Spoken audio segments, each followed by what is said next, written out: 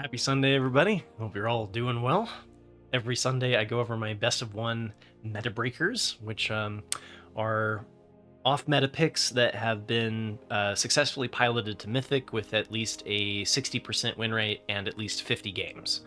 And Esper Bounce, we talked about this one last week because it finally started showing up in the top 8 for the tracker that I do during my best of one, best of 3 meta review.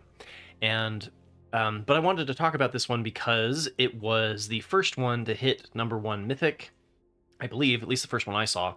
It was Esper Bounce by Curon, went 82 and 39 for a 68% win rate, and hit Mythic #1 in 8.5 hours at the beginning of the February season.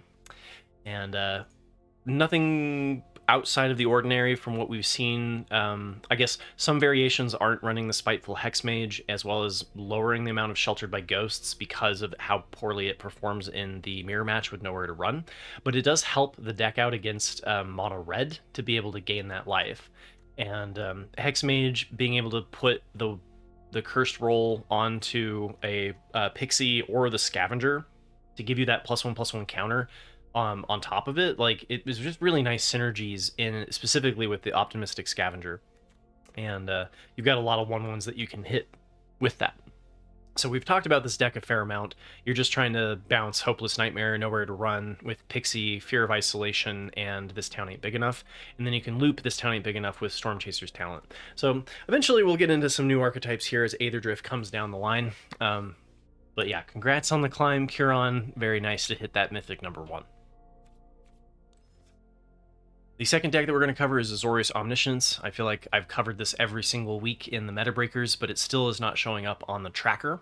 Part of it might be because it's a little bit difficult to pilot. I know that some people can kind of struggle to get it to work, but this one was by Alex Regi and went 60 and 38 for a 68% win rate.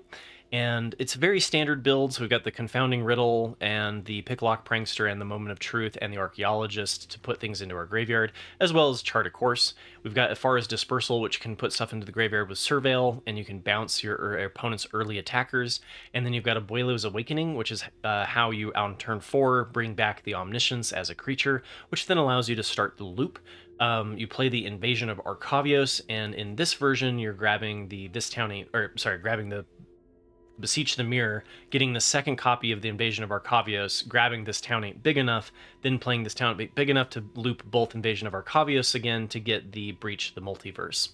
And the Cruel Claws heist in here, I think, is in case they have something that can disrupt your combo from popping off.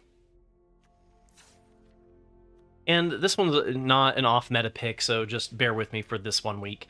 I just wanted to point out that Mono Red Aggro has been performing very well. The reason why I don't cover it is because I cover it a lot in the Best of 1 and Best of 3 meta review. And this one is a little bit of a unique take since it is running the Shocks and the Burst Lightnings, and the 3 Witchstalker Frenzy and the Lightning Strike, but not running the 4 copies of Screaming Nemesis. And which performs poorly against the removal like Go for the Throat. So doing somewhat of a unique take, although the majority of the deck is the one that we've been talking about throughout the weeks.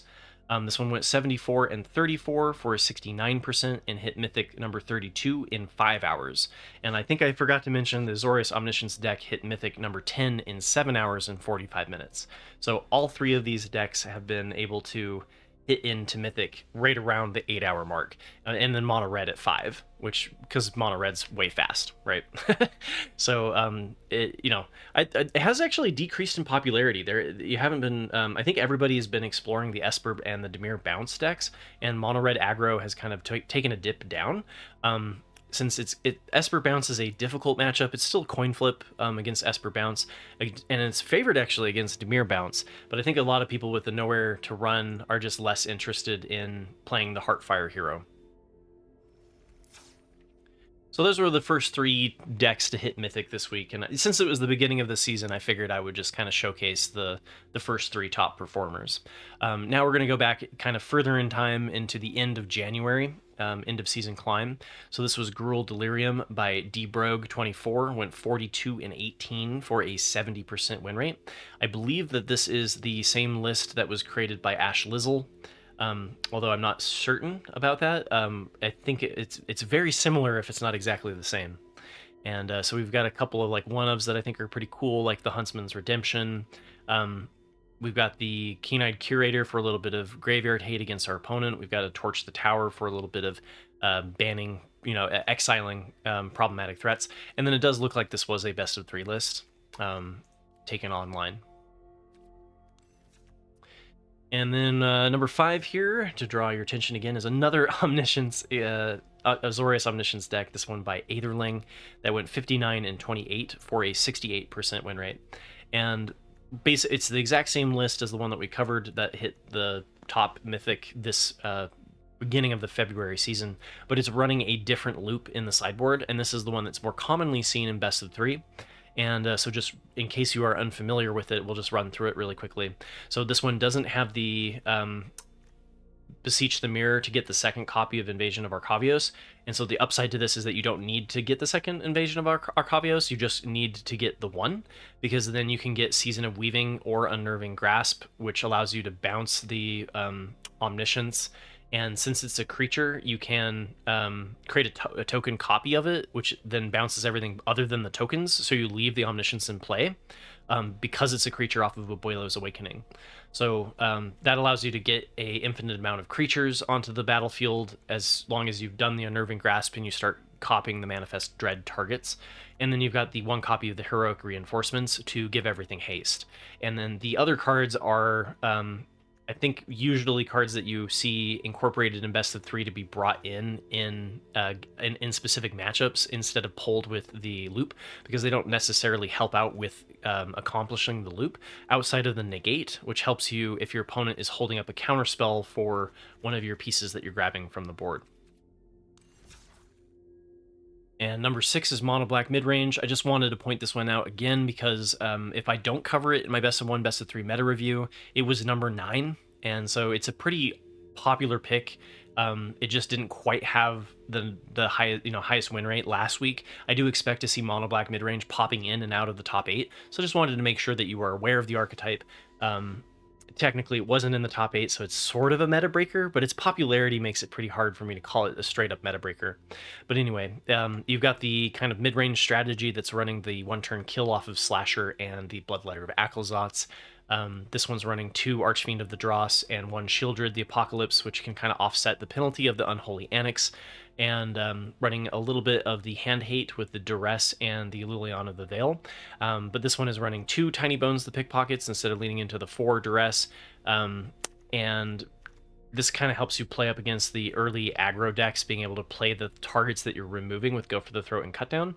Other than that, though, the deck is relatively the same to what we've seen throughout the weeks, running the 4 copies of the Soulstone Sanctuary, which gives you the synergy with the demons, and running Anoint with Affliction, which Shieldred's Edict allows you to hit like Kaido in Dimir Bounce or Esper Bounce, and Anoint with Affliction allows you to exile problematic sticky threats like the Unstoppable Slasher in the mirror match. So definitely looking forward to Aether Drift's new meta, and next weekend I won't be doing my meta breakers. I will be doing my meta breakers, but we will be taking a break on the best of 1, best of 3 meta review, and I'll be talking about Brews if I get around to it. But ideally next Monday I'll be talking about the Brews. Tomorrow we'll be doing the last meta review to kind of summarize everything that has happened in the Foundations meta, and kind of shift gears over for Aether Drift. So thanks for being a part of my community and listening to my ramblings. I hope they find you well. If you have any questions, feel free to leave them in the comments below. I tried my best to get to all of them. And thank you again to my YouTube members. I really appreciate the support. It really does a lot to help me feel appreciated and keep going. And I also, Cloaked Phantom, thank you very much for encouraging me to work on a demons build, and I'll be getting around to the gameplay video of that shortly, so thank you very much for that as well. So have a wonderful Sunday, everybody, and I'll catch you all tomorrow for the meta review. Take care.